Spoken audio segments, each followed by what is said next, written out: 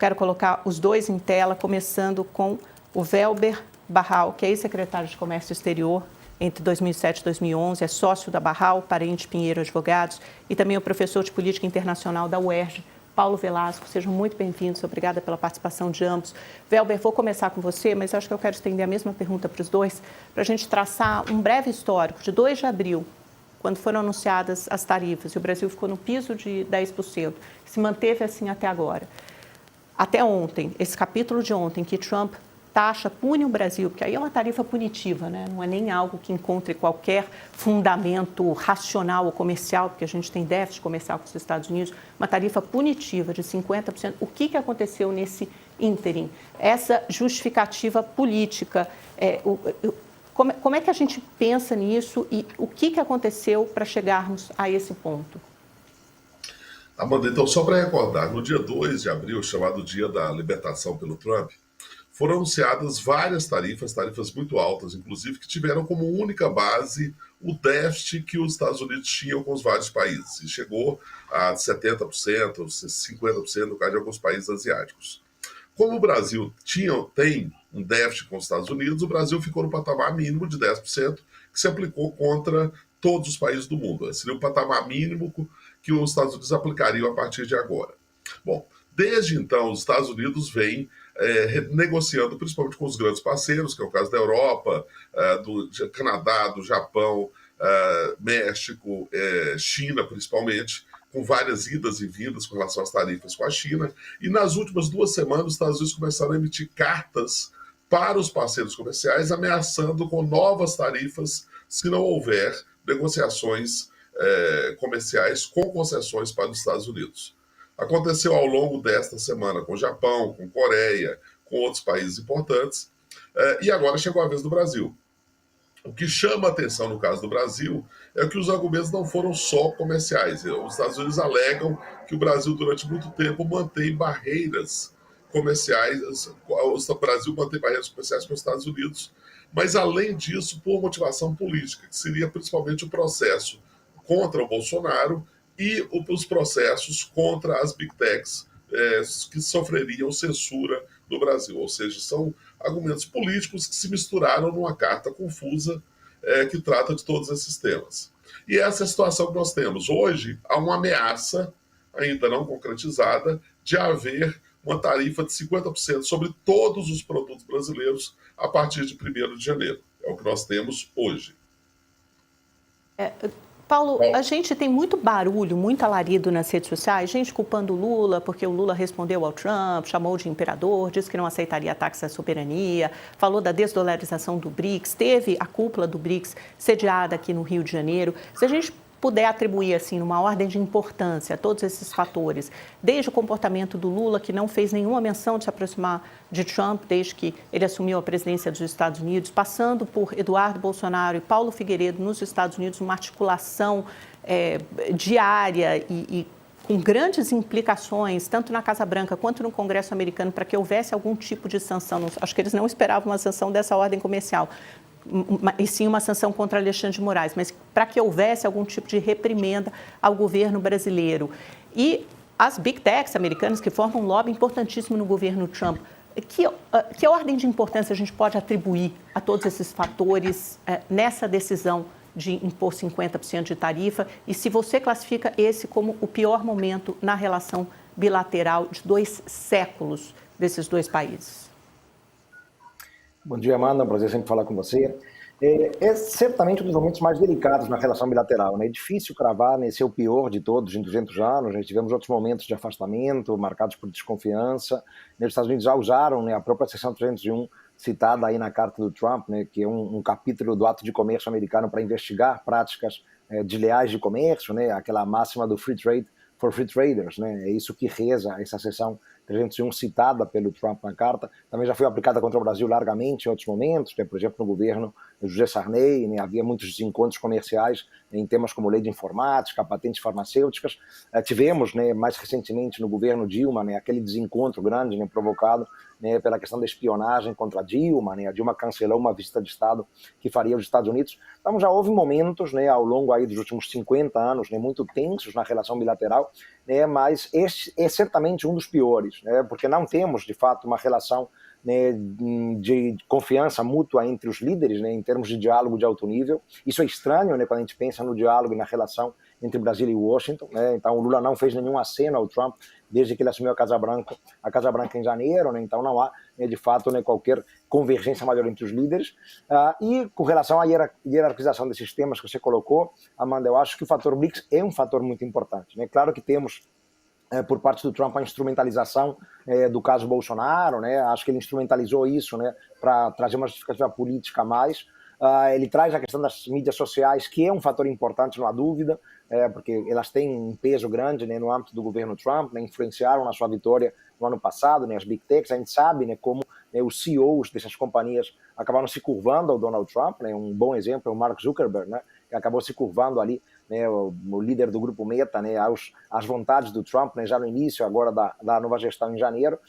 Mas eu acho que a questão do BRICS é um componente importante. O Trump tem falado muito de BRICS, né, inclusive de maneira errada. Ele parece que conhece pouco, né, acerca do que é o agrupamento, né, o que caracteriza, né, o funcionamento desse grupo de países do sul global, né, mas virou quase que um fetiche na cabeça dele, né, esse BRICS como um mecanismo anti-ocidental, né, anti-hegemônico, né, contra os Estados Unidos, anti-dólar, né, e o fato de o Brasil, né, ser inclusive a primeira letra desse acrônimo, né, certamente é algo que reverbera muito na cabeça do Trump, e ele quis, né, meio que dar uma lição, um recado, já vinha ameaçando, inclusive, né, de ampliar tarifas contra países que se alinhassem ao BRICS, né? Então, colocaria o fator BRICS, né, como fator geopolítico, digamos assim, né, muito relevante para essa decisão, né, controversa tomada pelo Trump, né, de aumentar de 10% para 50% as tarifas contra produtos brasileiros. Eu separei duas artes para a gente mostrar rapidamente, dois gráficos, né? Arte é o jargão jornalístico, para mostrar rapidamente essa relação comercial Brasil e Estados Unidos. Nos últimos 10 anos, vocês podem ver que há um déficit, né? Quase 14 bi em 2022, no ano passado foram quase 300 milhões de dólares, ou quer dizer, a gente compra mais do que vende para os Estados Unidos, então essa história de déficit comercial não para em pé, simplesmente mentirosa, justificada por Donald Trump. E a tela seguinte, são os setores que mais exportam. Então, esses são os principais afetados, óleos brutos e petróleos, mas até agora isso aqui não foi tarifado. Esse é um dos setores, é uma das exceções que os Estados Unidos, quando os Estados Unidos aplicam tarifa, eles têm alguns setores que são exceções, e um deles é esse de óleo bruto e de petróleo, semifaturados de ferro, né? Então tem aço, alumínio, café não torrado, pastas químicas de madeira, ferro bruto fundido. Outros aviões, aqui tem a Embraer, que é uma empresa que vende muitíssimo para os Estados Unidos, será duramente afetada, outras gasolinas, exceto para a aviação. Velber, tendo isso em mente, que armas a gente tem para lutar essa guerra? Pela negociação diplomática, tem um espaço, uma resposta que o Brasil possa dar, que seja uma resposta mais estratégica e menos bélica? Como é que o Brasil pode... O que o Brasil tem a oferecer aos Estados Unidos? Porque o Trump falou de Supremo Tribunal Federal, falou de processo contra Bolsonaro. Nada disso vai parar. O Brasil não pode entregar nada disso que o Trump quer. Então, o que a gente pode entregar? Você vê um espaço para negociação? E já adianto outra questão, que é a seguinte: nesse arsenal de possíveis retaliações, o Lula menciona lei de reciprocidade econômica, você tem quebra de patente, né, com propriedade intelectual, você tem taxação de dividendos de empresas americanas no Brasil, você tem taxação de serviços digitais, você pode afetar ou atingir mais duramente as Big Techs, as empresas de streaming, por exemplo. Você tem aí medidas. Eu queria que você analisasse um pouco. Perfeito. Amanda, acho que nós temos duas experiências importantes para saber como tratar com o governo Trump. A primeira delas é a experiência recente do México. O México, esse ano, sofreu muito bullying do governo Trump desde o começo do ano, primeiro por conta de imigração, fentanil, questões de fronteira, etc.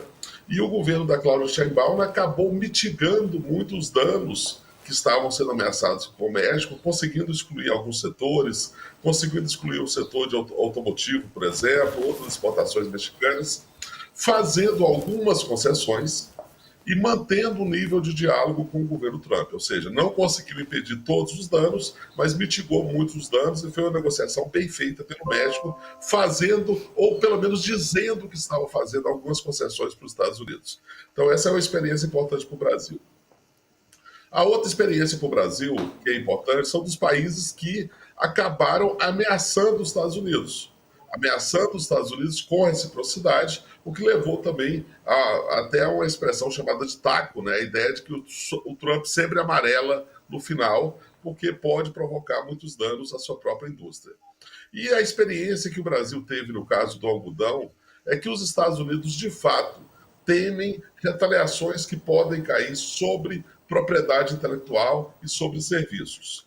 O Brasil atualizou a lei de reciprocidade comercial este ano, reforçando mais esses poderes. Então o Brasil vai ter que navegar com muita habilidade nesses dois caminhos, insistindo na negociação, fazendo algum tipo de concessão, fazendo concessões mesmo que sejam retóricas, e de outro lado, mostrando o arsenal que tem à disposição, que pode prejudicar muito os interesses das próprias empresas americanas, principalmente em setores que são bastante estratégicos, como é o caso dos minerais raros brasileiros para a indústria bélica americana, como é o caso das patentes para a indústria farmacêutica americana. Então o Brasil vai ter que negociar com um grande sorriso no rosto e um tacape na mão. Eu fico imaginando quem vai ser o mediador dessa negociação. Paulo, tudo bem, tem sido o vice-presidente Geraldo Alckmin, eles têm mantido uma interlocução ali com Jameson Greer, que eles acham que é do USTR, né, o Departamento de Comércio americano, que eles acham uma pessoa bastante razoável.